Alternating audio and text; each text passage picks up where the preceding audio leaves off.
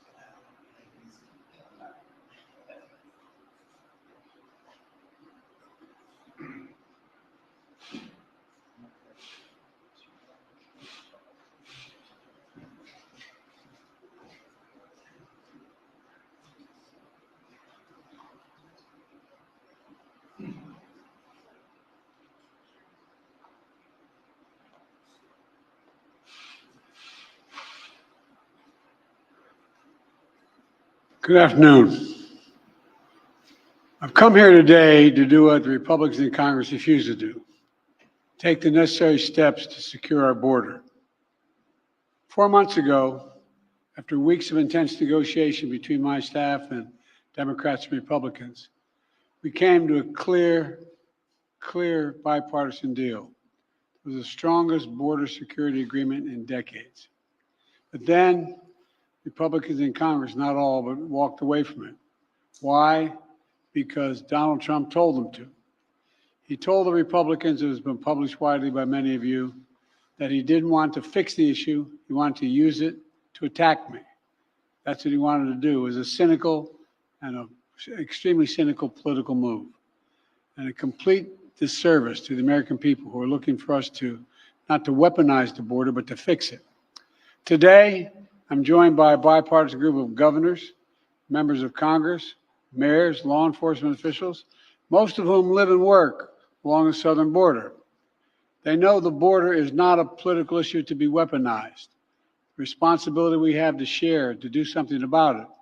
They don't have time for the games played in Washington, and neither do the American people. So today, I'm moving past Republican obstruction and using the executive authorities available to me as president to do what I can on my own to address the border.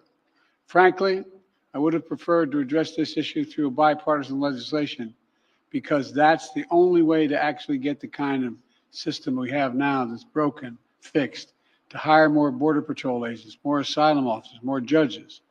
But Republicans have left me with no choice.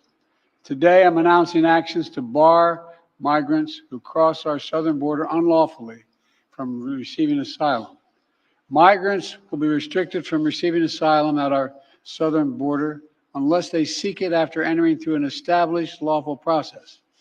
And those who seek to come to the United States legally, for example, by making an appointment and coming to a port of entry, asylum will still be available to them, still available. But if an individual chooses not to use our legal pathways, if they choose to come without permission and against the law, they'll be restricted from receiving asylum and staying in the United States. This action will help us to gain control of our border, restore order into the process. This ban will remain in place until the number of people trying to enter illegally is reduced to a level that our system can effectively manage. We'll carry out this order consistent with all our responsibilities under international law, every one of them. In addition to this action, we recently made important reforms in our asylum system, more efficient and more secure reforms. The goal is to deliver decisions on asylum as quickly as possible.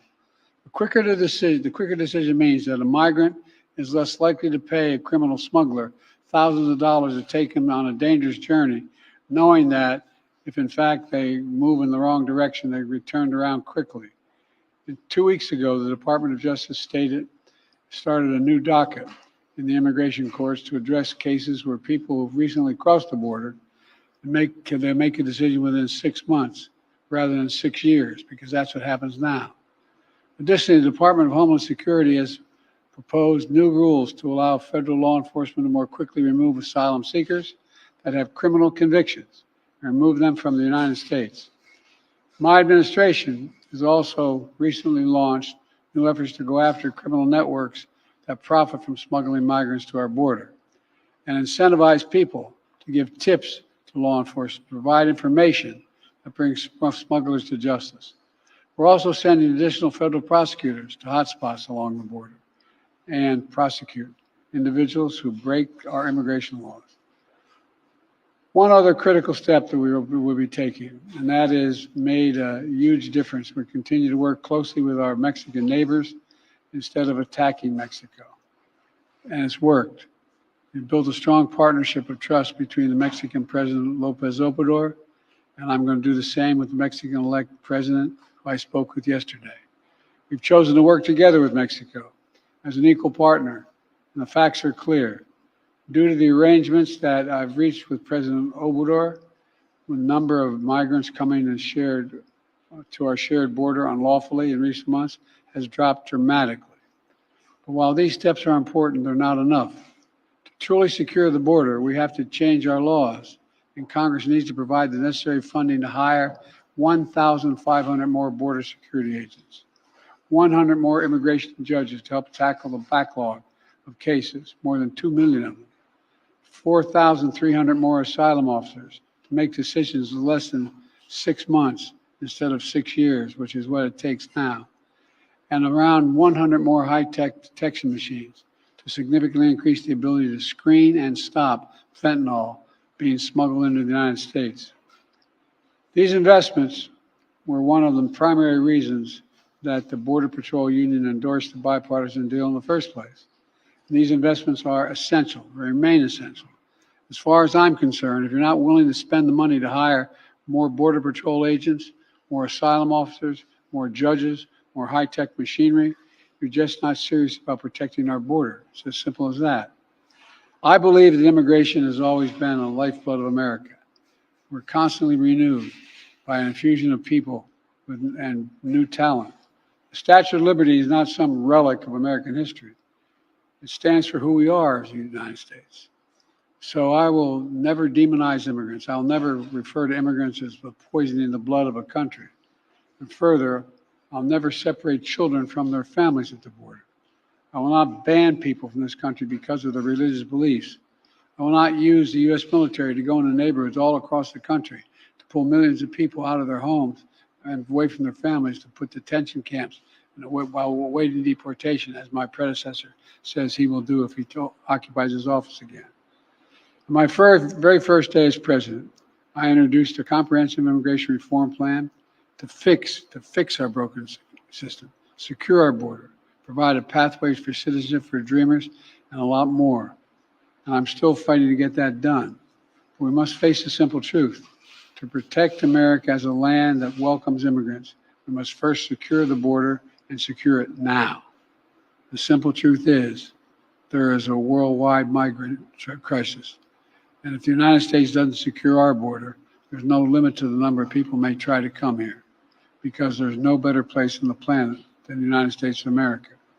For those who say the steps I've taken are too strict, I say to you that be patient. And goodwill of American people are wearing thin right now. Doing nothing is not an option. We have to act. We must act consistent with both our law and our values as Americans. I'll take these steps today, not to walk away from who we are as Americans, but to make sure we preserve who we are for future generations to come. Today, I've spoken about what we need to do to secure the border. In the weeks ahead, and I mean the weeks ahead, I'll speak to how we can make our immigration system more fair and more just. Let's fix the problem and stop fighting about it. I'm doing my part. We're doing our part. Congressional Republicans should do their part. Thank you very much.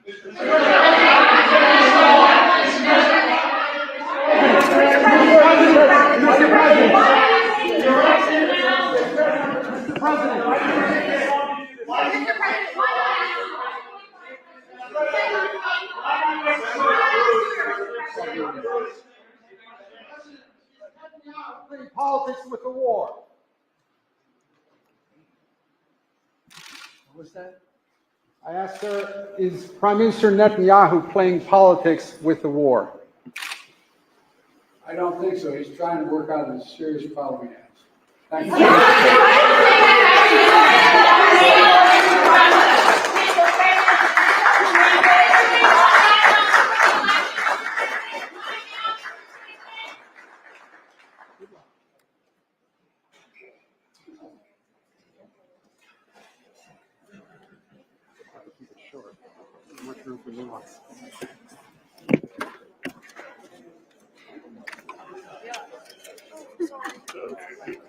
Appropriate.